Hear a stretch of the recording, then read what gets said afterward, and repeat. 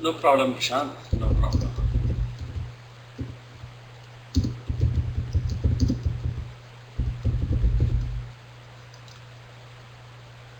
Fifth also D.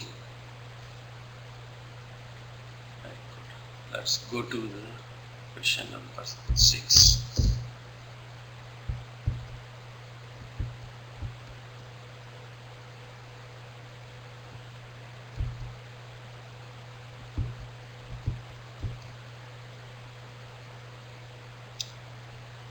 A. What is the primary objective of the project stakeholder management? Yes, it is the satisfaction, stakeholder satisfaction. Question number 7.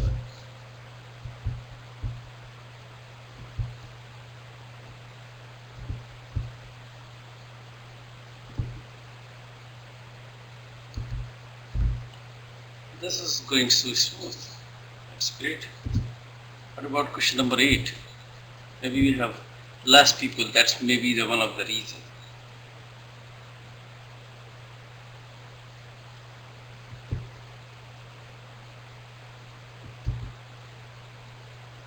Question number 8C.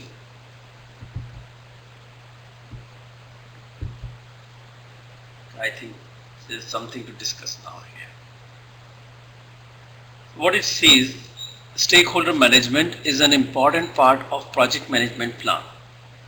We're working with your team to plan stakeholder management. What is the primary objective of plan stakeholder management? So the answers you both have given is the understand stakeholders' need, interest, power and impact on the project. See, we need to understand difference between the objective and the scope. So when we say what is stakeholder management, there are two things. When you say understanding need, interest, work and impact need to be done. Now when you do this, what you achieve?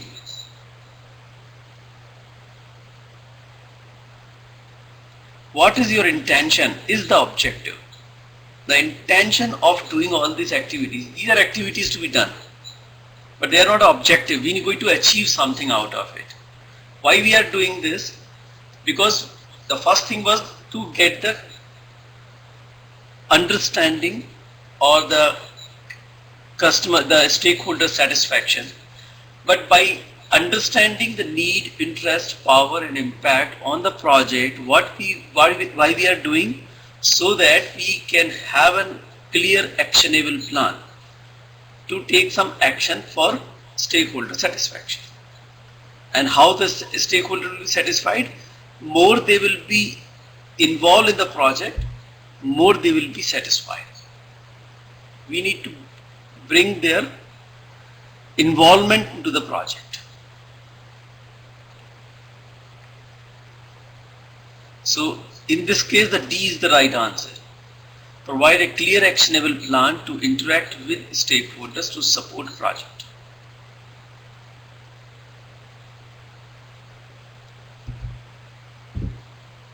Does that make sense?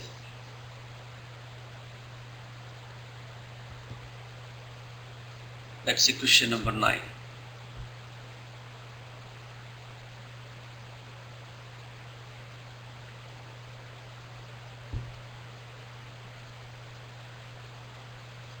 C.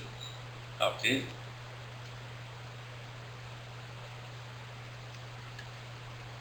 What about question number 10?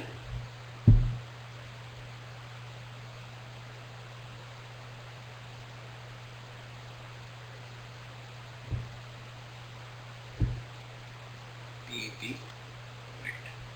Number 11.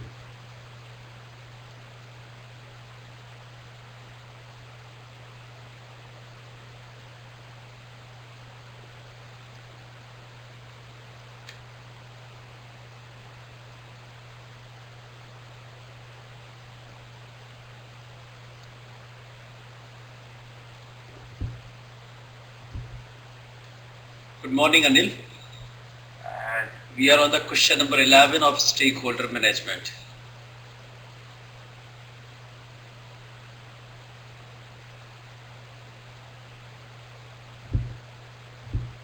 Question number 11 is C both. So Anil, if you have already done these questions, you can also talk about what. Let's jump to question number 11 and tell me what's your choice is in this case.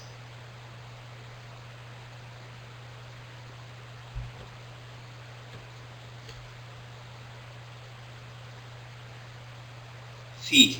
Great. Nothing to discuss more on this. What about question number 12?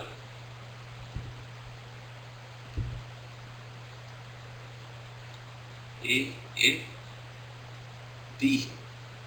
Oh, it looks, though it's a small question, it looks a little more complicated. Okay, in which phase of project stakeholders are identified?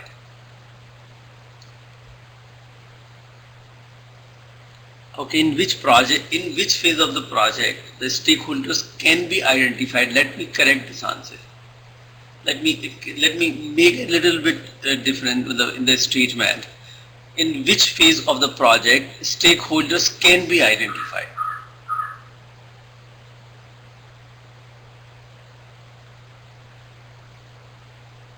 Would you like to change your answer now?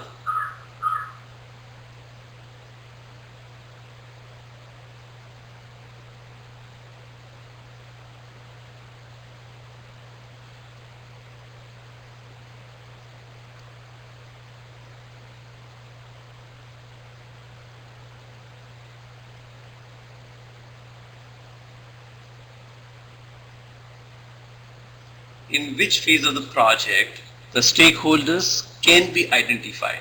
If I say it like this.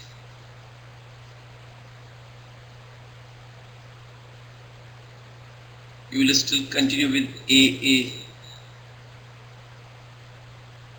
See, I tell you one thing. There is nobody is stopping you to identify a stakeholder as soon as you come to know that person is stakeholder. It's not necessary, or it's almost maybe because in the initiation and planning we do an extensive exercise or initial exercise to come to know all the stakeholders. But human are human, right? They are bound to do mistakes and omissions and like errors. So it's quite obvious that you may not be able to, because of the limited information, you may not be able to identify all the stakeholders. When you are in planning, when you are in execution, monitoring, controlling, I see in any of the stage, if you come to know because of some deviation, because of some other incidents, that the XYZ which we have not identified as a stakeholder appears to be a stakeholder, what do? We have to identify that person as a stakeholder and do all those things which we have done for everyone else. And that is what the stakeholder control stakeholder engagement is what is all about. It means identify, analyze and make a plan to deal with the stakeholder is what it's all about.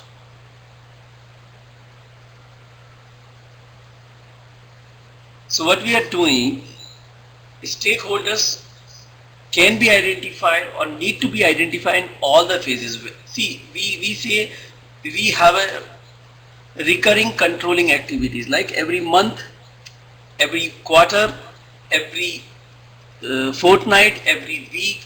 If depending upon the frequency which we have documented in stakeholder management plan, whenever we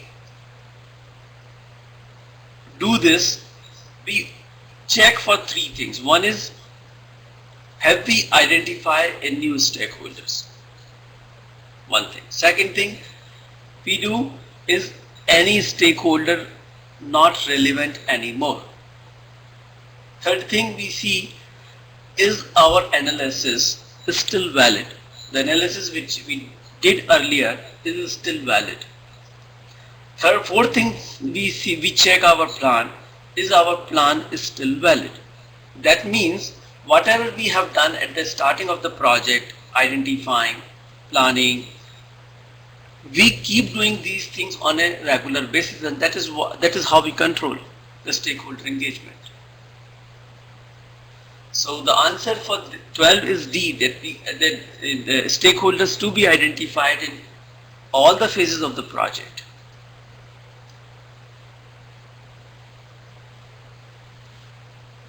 Does that make sense?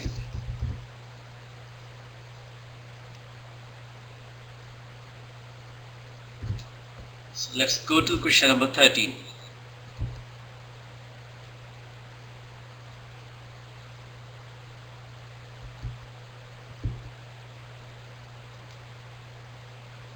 See, fantastic. Question number 14.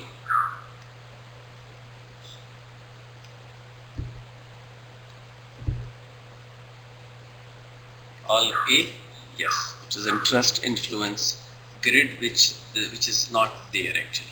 Do not pair these two things. What about question number 15?